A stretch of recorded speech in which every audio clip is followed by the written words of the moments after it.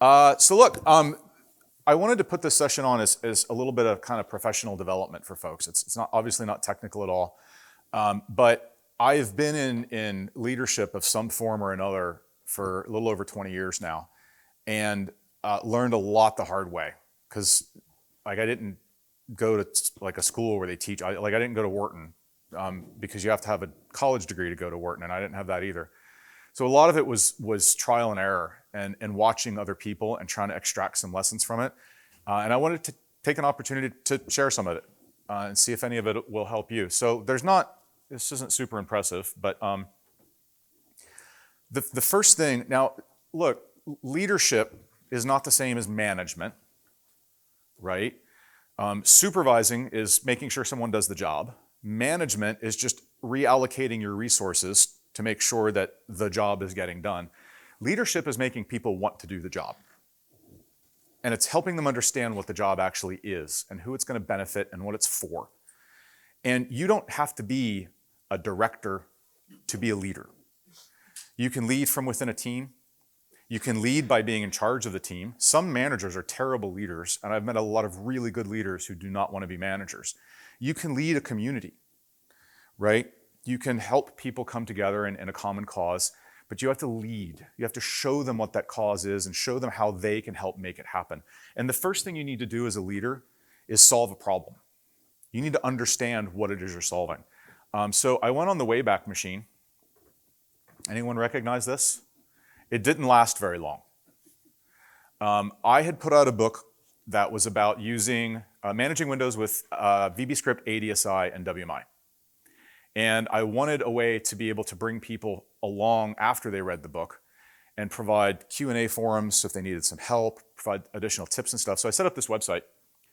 And this very quickly was evolved into one you may recognize a little bit better, which is scriptinganswers.com. It's gone now, but what do you think, what was the problem you think I was trying to solve? Because look, back then, we had Google Groups, right? There was VBScript and eventually PowerShell Google Groups.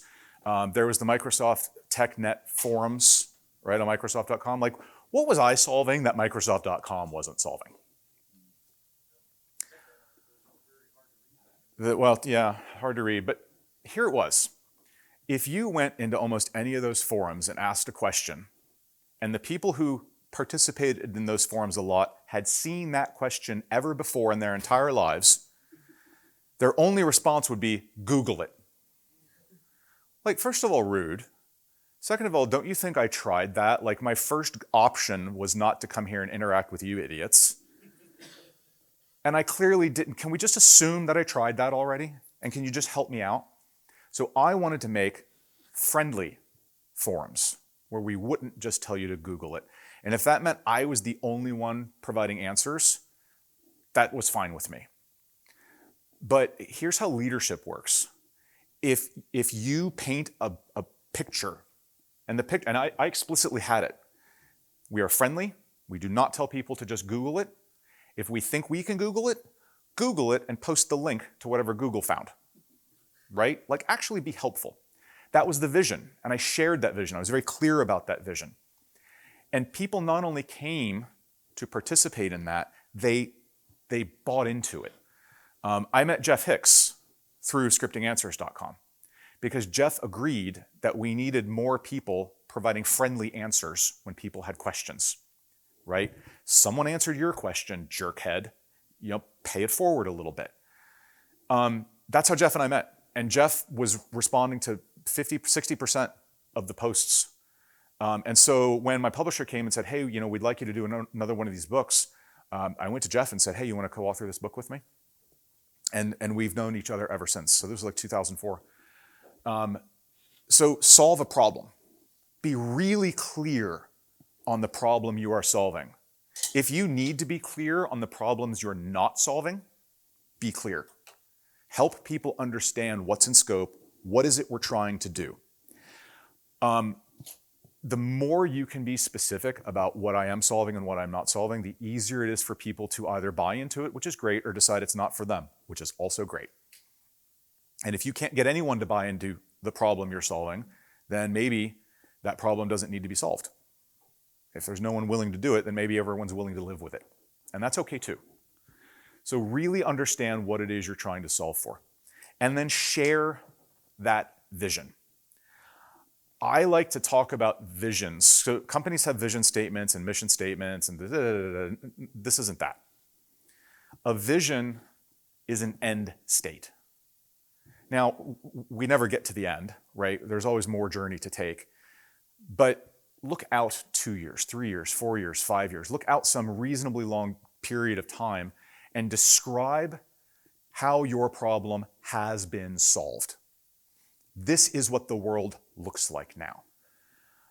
Mine did not have KPIs like the number of active users each month, because I frankly didn't care. If I was helping 10 people, that was fine. I wasn't selling advertising. I had no reason to drag eyeballs on.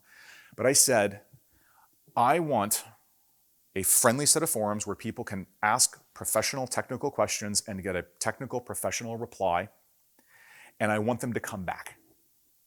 That's the only thing I want. I want them to have a good time. I want this to be a valuable resource, and I want them to want to come back. And so that's the thing. I'm going to, stretch my vision out 3 years into the future and say we get a 90% return rate, because that means we're doing the first thing well. Because if we do that bad, they won't come back, right? That's market forces. Share that vision, because it helps everyone see this is where we're going. You can't get there if you don't put the destination into the GPS to begin with. You put that in, now everyone can start to line, okay, that's where we're going. Now, you may have to course correct, that's fine. You may have to deal with unforeseen things, that's fine. You can change that.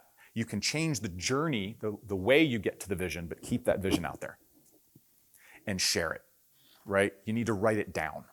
And it does not need to be 12 pages, former CEO. Every 2 years, he would cast 4 years out and give us a literal 12-page document. I'm like, this is too much. I am not going to read it. So give him the TLDR.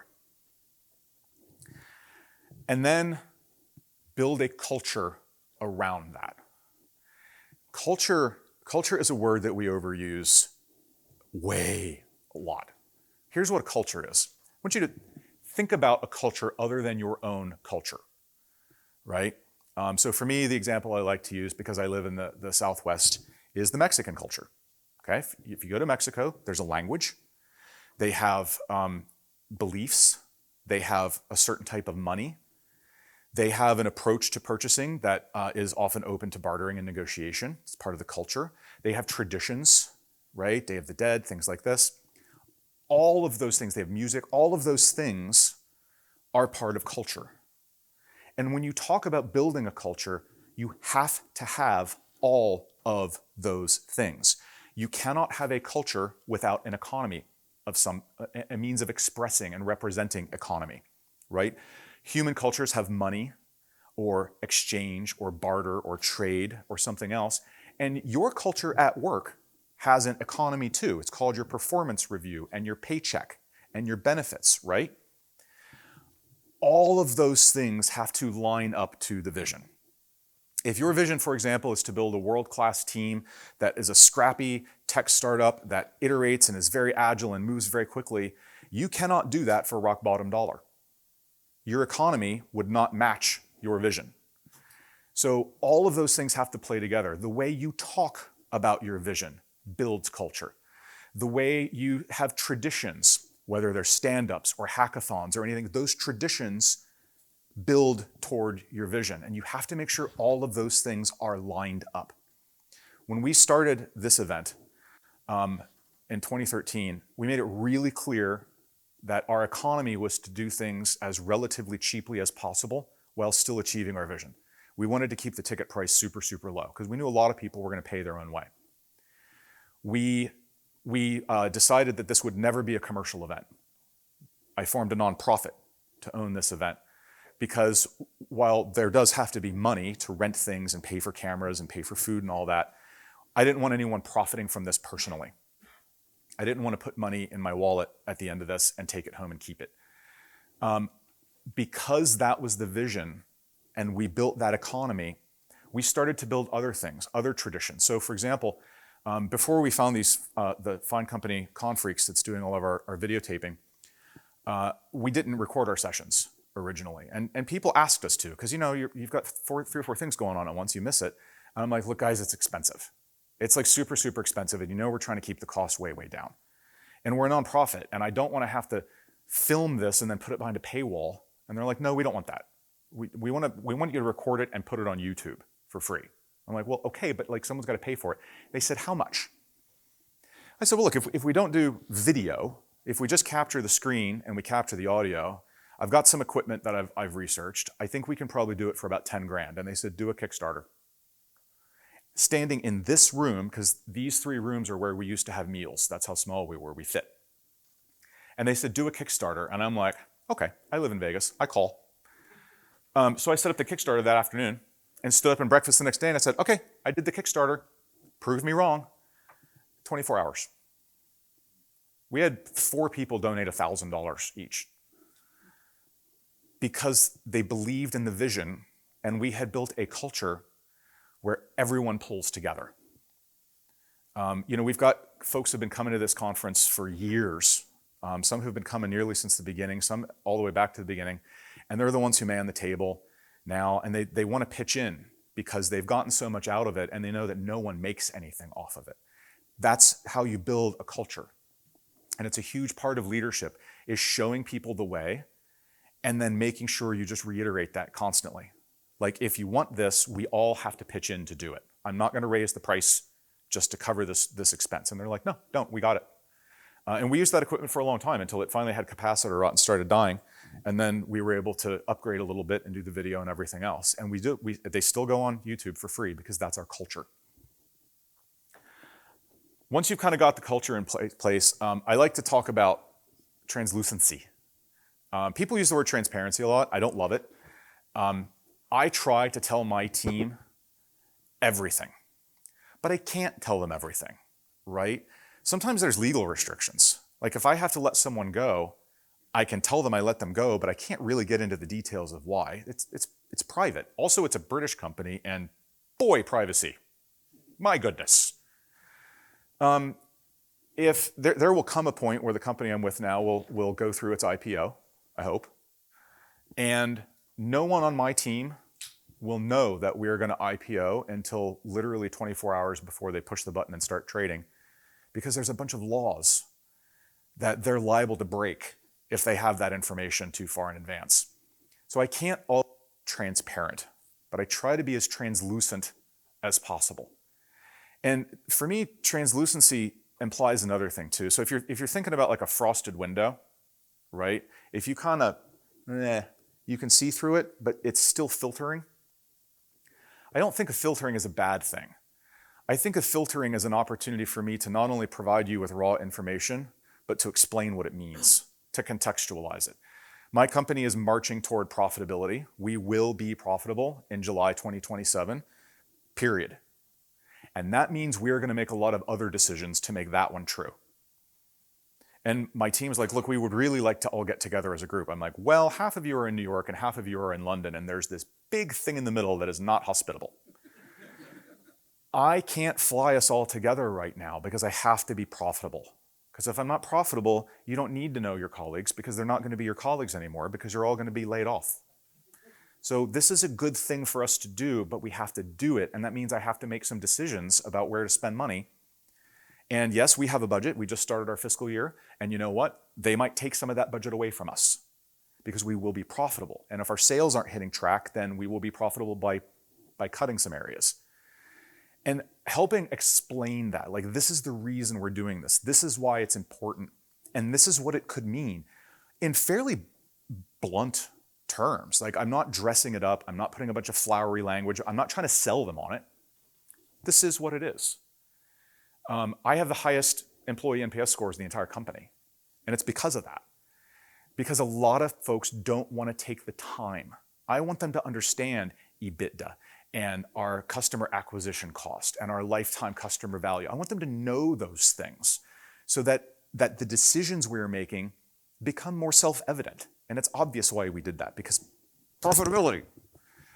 So the more you can do that, and this conference is another good example. In the beginning, we don't do it so much now because I think people got used to it. In the beginning, we posted our books. I wanted everyone to know that this money coming into the bank account was spent on this and that no one was taking it home. We gave it to the Maidenbauer Center, we gave it to the Marriott, it went to catering, it went to the party. This is the money we spent. And people had feedback about it. They're like, you know what, for the cost of that party, let's not do a party anymore. I'm like, well, we can talk about that. And we did. It was that translucency, right? And that was actually a good one too. I said, you know what, here's the thing. How many of you come here for the technical content? How many? How many of you come here to hook up with your friends and talk? That's why we do the party. So, because unless I rent a space, I can't fit you all in it. Like, it's not like all 200 of you are going to go to McDonald's and hang out, right? That's why we do it. It is money. It is worth it, because that's why a lot of people come. But because we could have that translucent conversation about it, they understood that. They're like, yeah, actually, you know what? If you took that away, I would not be as attached to this event. I'm like, there you go. And translucency leads to teaching. Every single one of us can be a teacher. Because even though you might have learned a bunch of things organically, you can't assume that other people have learned the same things. They may have learned different things and you can benefit from. I learned so much by understanding the questions my team asks. It helps me understand their background. It helps me understand what's important to them. It helps me understand what they worry about, which is literally everything sometimes, which is fine. But if I don't understand that, I can't help with it. I can't solve for it. And my job is to solve problems for them so that they can do their job. It's to get stuff out of their way. Teach, explain things, offer to explain everything. Sometimes folks won't ask. So I will say, you know what, I'll ask my project management office, I'll say, set us up with an hour. All of us have stock options in the company. Most of us have stock options. Like 3 of us know what that means.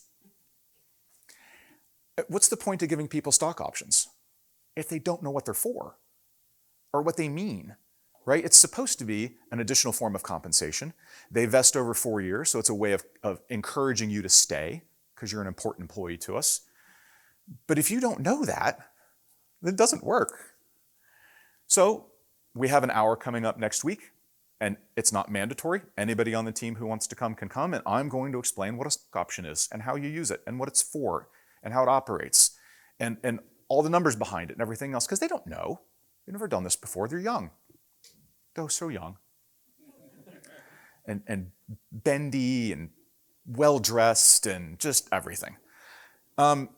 Teach, right? Offer your experience. That is, as a leader, one of the best things you can do because it makes people feel cared for. It makes them feel empowered, right? They're operating in a world they can understand. Even if they don't always agree, they can at least know why. And it makes you feel like an adult. And it's not just, dad telling you what to do. And especially as you cascade down through layers of leadership in an organization, like the CEO is never going to stand up and explain what options are. They're part of his strategy, but it's my job to make that real for my team.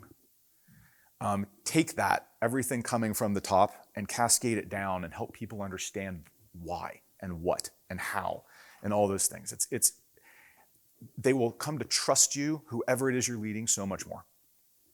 The more you can explain to your teammates, this is why we're doing this, this is the pitch, you agree with that? No, I think it's probably going to fail.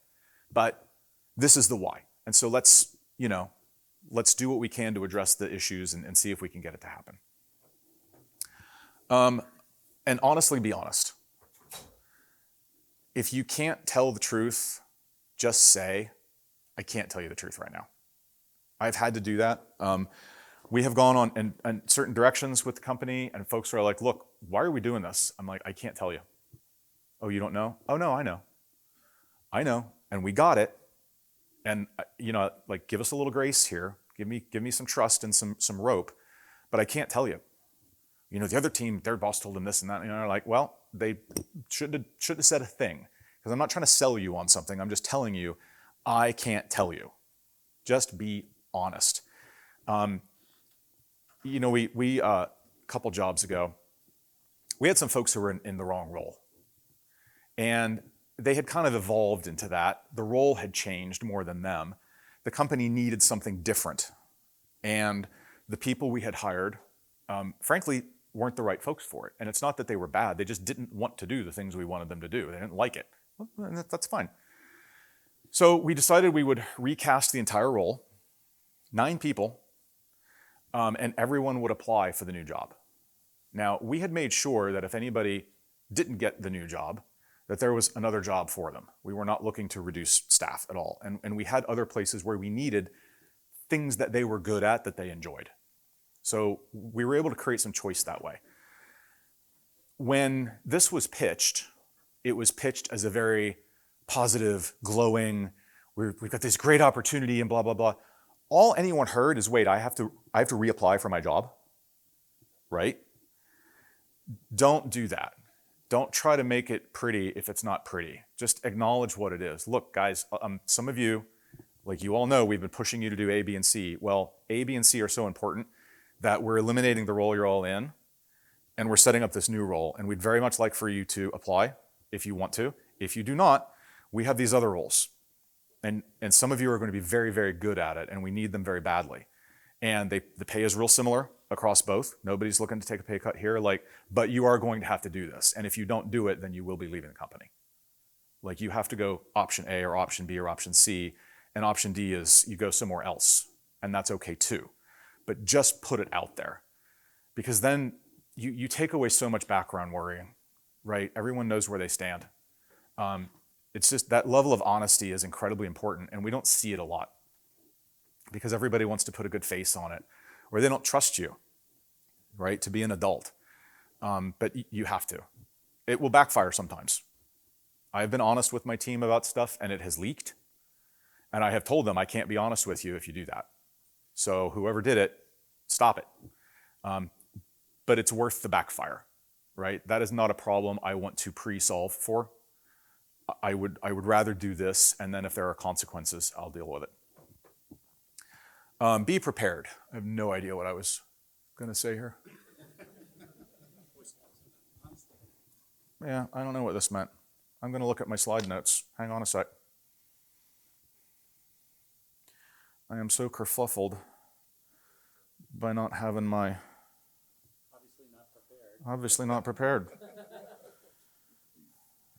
Oh, yeah. So, if you are a successful leader, you're doing all these things, you will make not friends.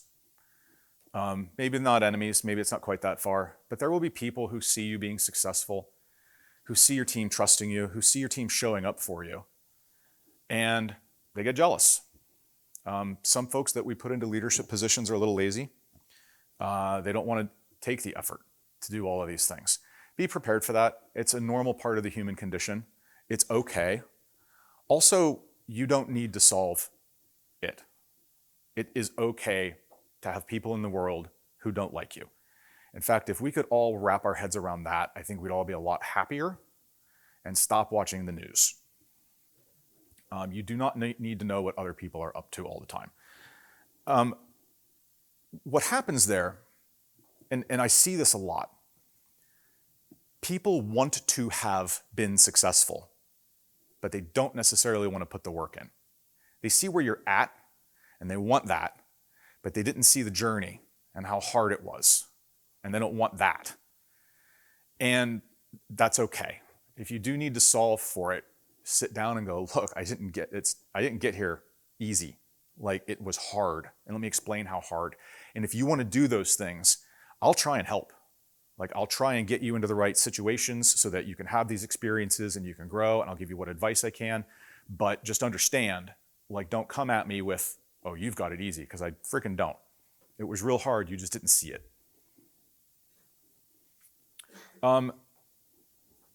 Let other people take the credit when it was good. You take the blame. One of the biggest things I found, so we have a rule in my team that within the team, we celebrate the individual humans who contributed to great outcomes. When we launch a new program ahead of schedule and under budget, we acknowledge Parker and Aditi and Jan and Catherine because they made that happen. Outside of our team, the curriculum team did that, all of us together. And when something is behind or over budget, that's done. I did that. I wanted it to go faster, so I spent more money. Yeah, my team screwed up there. We shipped that and it wasn't up to quality. My team did that. What are you doing about it? I'm talking with my team. Well, who? Me. You get to be mad at me. Don't worry about behind me.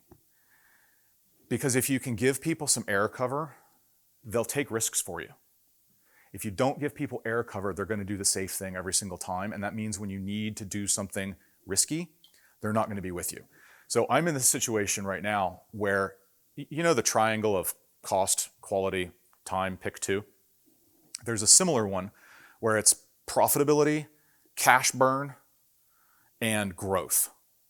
Pick two, right? If you're like, well, we want to grow and we don't want to spend any cash, that's okay. I'm going to wreck your profit margins though. Like, you are not going to make a profit off this deal. If profit's important to you and growth is important to you, I can get that by spending a shit ton of money. I can do it. I'm locked in on all three right now. I am in the concrete triangle. And that's fine. I can manage that, but it means I can't mitigate risk very well. I don't have any levers. So I think I can get done what I need to get done with the money I've been given and still hit my contribution margin and still let us hit the level of growth we want, but I'm not sure. And there's risk there. And I have to help and my team's not stupid. They know. They're like, we're not gonna be able to do that. I'm like, well, I think we can, but if we don't, it's on me. And the company knows that that's a stretch goal. They know it's hard. They're not gonna fire me for it. But my 23-year-old learning designer doesn't know that. Has no confidence in that. I'm like, it's fine. If it goes sideways, I got it. That's me. You guys stick with me. Let's take the risk together. You'll be fine. I got it. And they've seen me do that enough now that they trust I will, and I will. So let them shine when it's their moment to shine. Put the spotlight right on them. Make them feel good and appreciated because they did something worthwhile. But then give them air cover if it goes sideways. That's a real trust thing. And leading from within is one of the most subtle forms of leadership because you're not given organizational authority. You're not a manager, but you can still help people see the vision. I have worked for companies where my direct boss and his direct boss and her direct boss were terrible at communicating vision. Really, really just not articulate, right? But within the team, I could take what I'd heard and shape that for the team. Like, this is where they're headed. This is what they mean. This is what it means to us. So here's how we can do this. You can be honest. You can be translucent. You can do all the things that we've talked about without having a single speck of organizational authority. By creating trust, by being a leader. Remember, leader and manager are not the same thing. They are separable. They're not mutually exclusive, but they can be separated. You can lead from within. And if you're the type of person who's like, I don't want to be on management track, I get that. That's totally fine, but you can still lead. And you can have multiple leaders if you're all on the same page, right? If you all agree that this is where we're going, this is the vision, these are the facts, this is what we're going to do, this is what we're going to try, these are the risks, this is how we mitigate them. So if you've got other personalities in your team who have that, like that type A, I want to get up and get everyone jazzed about this, collaborate. Go on, say, you know what, me too. Let's come up with a great message together, and then we'll carry that. And two people carrying that banner is a lot more powerful than one. It's more than double, right? The more people you get in, you get this synergistic effect where people are like, man, they're both saying the same thing here. It must be true. Like, I can at least believe in it. It's really, really powerful. And frankly, if management is in your future, this is how you get there, right? I am really tense about putting an individual contributor into their first management job. I'm really tense about it because it happened to me and I hated it. And I wound up leaving the company and it sent my career, I wasn't ready, sent my career in a weird direction. So I'm really delicate about moving an IC into management. But when I see someone doing this already, most of my worries go away. We can usually have a short talk about, what it means, and look, you may have to lay someone off someday. You may have to fire someone. You may have to have some difficult conversations about body odor.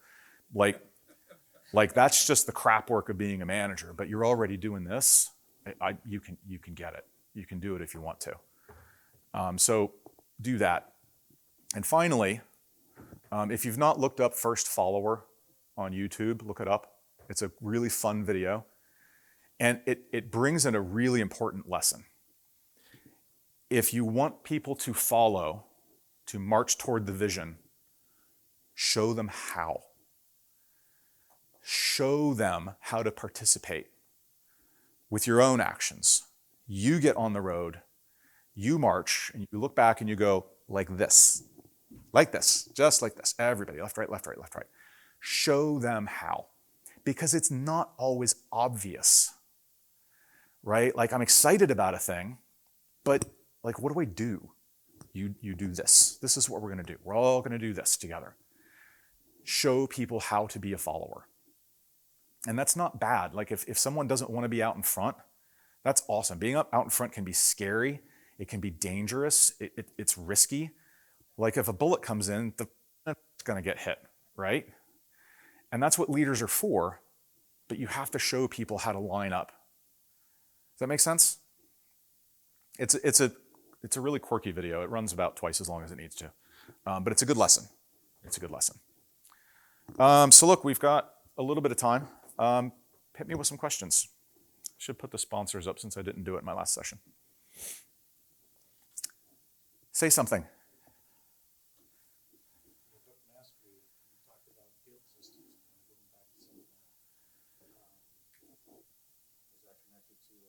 Guilt systems? Maybe I misunderstood from the book that forming hierarchies of guilds. Oh, guild. Yeah. Guild. I thought you said guilt like my mother. Oh. Yeah. So the book Be the Master. Incidentally, if anybody hasn't read that and you want to, go spelunking in my LinkedIn feed, because a couple weeks ago I posted the whole PDF manuscript. It's free. You can have it. And it kind of posits this idea that in olden days, the way we kept trades alive was with apprentices, right? We would bring a young person in, we would teach them the ways of the force, and I think everybody can wrap their heads around that, right? I mean, I work for an apprenticeship training provider. I know apprentices. I was an apprentice. That's what I did instead of university. Where we get a little lost is when the apprentice becomes a journeyman, right? And that's where a lot of us are in our careers. We're doing the job, everything else. But then you have to eventually also become the master, which means taking on a new apprentice. And it's sessions like this, right? Like I've learned these things, as I said, by observing really good leaders that I've had or been around. I've done some trial and error, and I'm trying to pass that on. And that's what that is. Leadership is a trade. It's a set of job skills. And we can pass that on. A good leader, this is the teaching bit. You're always doing that. Everyone around you is an apprentice for something, even if they're a master at something else. And if you've got a way that you can bring them along, and this is the critical bit, remind them that I am helping you, and I expect you to do the same for someone else, right? I want you to take that step. Well, I don't know much. Yeah, but you know more than an 8-year-old child. So start there, right? Just look back down the ladder a little bit. There's this birth rate thing. So there's always new dumb people. And we can bring them along and we can make them smart people.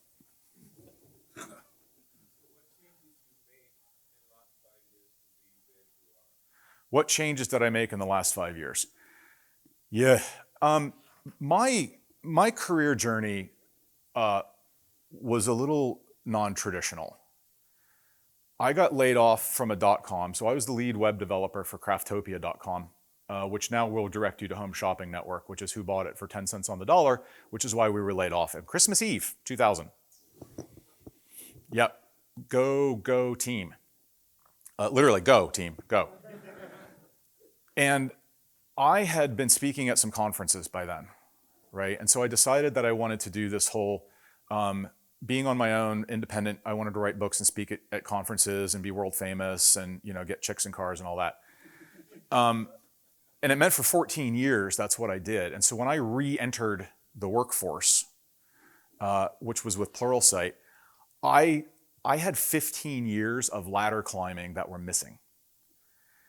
And I knew that if I wanted to eventually be able to retire, I needed to be working for a tech company, because like the only way in the time I had left to make enough money was to IPO some tech companies, right? Which meant I needed equity, and I needed more than 10 shares of equity. Like I needed decent equity, which meant leadership. I needed to be like, VP exec level to get that kind of money. And so I looked at where I was and I looked at where I needed to go, and I said, what's the gap? Well, one of the gaps is I was spending a lot of time doing this. And I love it, but I had to stop. I had to refocus, and I had to do the things that I needed to do, which is why in 2019, I stepped away from this. I made it clear I wasn't after another year as an MVP. I wasn't going to write any more tech books because I wasn't going to have time to be in the tech anymore. I had to make a choice of doing something that I truly love, or something that I needed to do so I could secure my family's future, and that's what I did. So I went to my boss, and he said, what are your career ambitions? I'm like, funny you asked. I want a VP title. And he said, okay, I think we can do that. He says, we're going to start letting you present to the C-suite so that they start to get comfortable with you. He says, you're a great presenter, obviously, but it's very personal that way. He said, we'll start creating some experiences, and I think, in a year, maybe two, we can do that. And it took 18 months. So he was like, dead on. And it was a decision. It's played out real well, so I'm glad. It doesn't mean I have zero regrets. There's things I miss, but you have to make those decisions. I think a problem with a lot of us is we don't make those decisions. So I was talking to the on-ramp folks. Does your car have a GPS in it? Like they all do now, right? Your phone does, if not, right? You can call up your mapping application and climb in the car and start driving, and you might get somewhere fun. You might break down, you might get caught in traffic. You never know, because you didn't punch in a destination.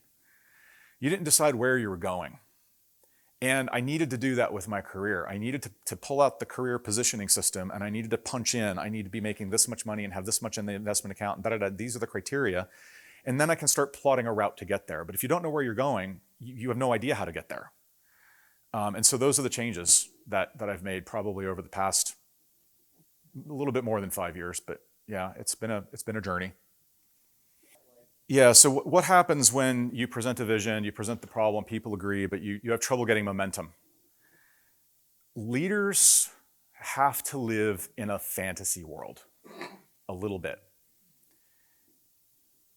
And by casting that vision and by having your own brain live there, you create an emotion around people, and they can get excited about the opportunity to create something. And management is the process of organizing the resources so that they line up around that. So I'll use the PowerShell team as an example. Jeffrey was the visionary there, right? He was the leader there. He's not a very good manager. Like straight up, and he'll tell you that. But he had some really good managers. Aaron Chappell, who's like a Lord Executive God at Microsoft now. Ken Hansen. People who were really good at chivying resources from the bits of the organization that had them, about lining up, about making some tough decisions about where to invest, because we can't do it all. Like that may be the vision, but we're 8 steps away. So the first step of that vision is this bit. This is all we're going to be able to do for the first bit. Well, I also wanted to do, nope, that's going to have to be like step 3. That's why you need a team. And if you can get your managers inspired, and people who are good managers, their brains can't stop doing that. They're process engineers, right? They immediately like, okay, at 10 Lego blocks, I can start this, and then I can steal 2 of his Lego blocks, and you have a team, and that's what it is.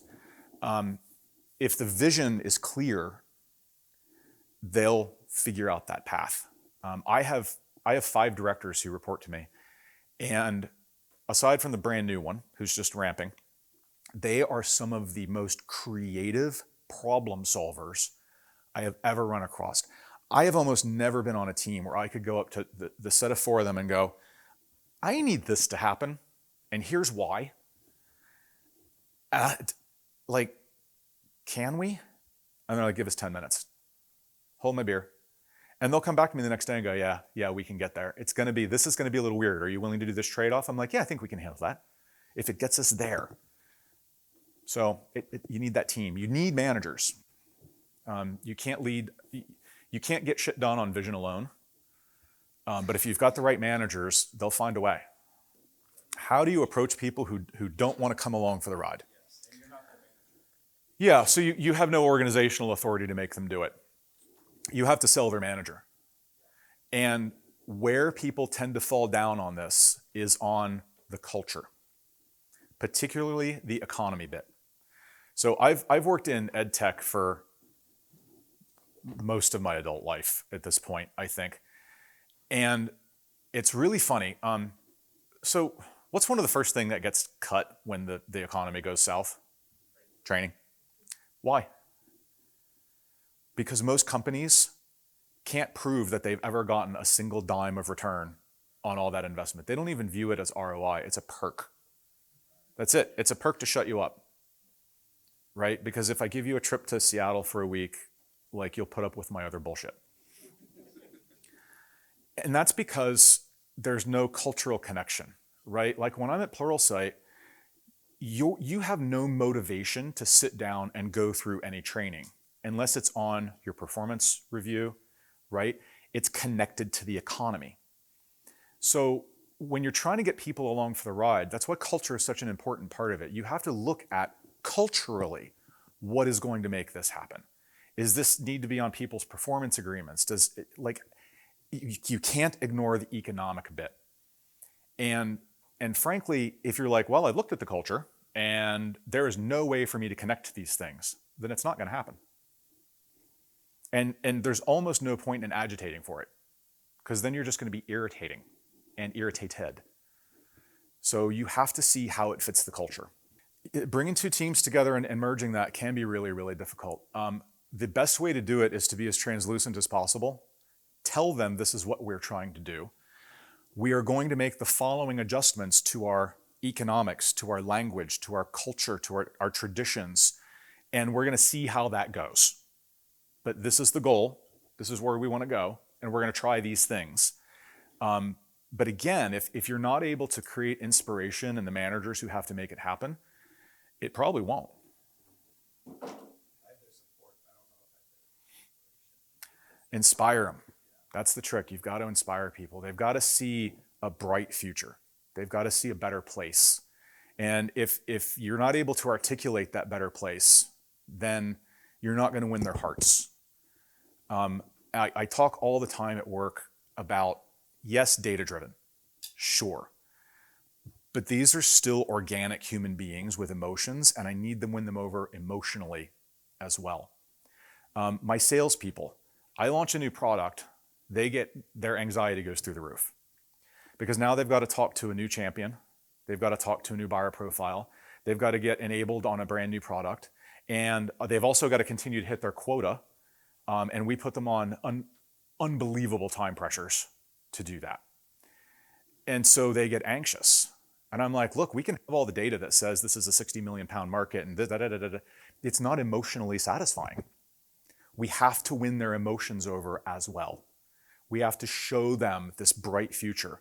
And so in that case, I'll often take 1 or 2 sellers who I've earned some trust with, who are real good, been around a long time, real sharp, and I'll enable them. Because then I can create some FOMO, because that's an emotion too. I'm like, hey, look, he just retired half his quota with 1 sale on this new product. Weird. It's almost like we knew that would happen. And they're like, oh, can we sell that? Yeah, you can. Please do. So you have to find ways of winning that emotion. There was a hand in the back. Oh, nope, there wasn't. We can talk in the hallway. I should be thrown out of here now. Thank you so much. This has been great.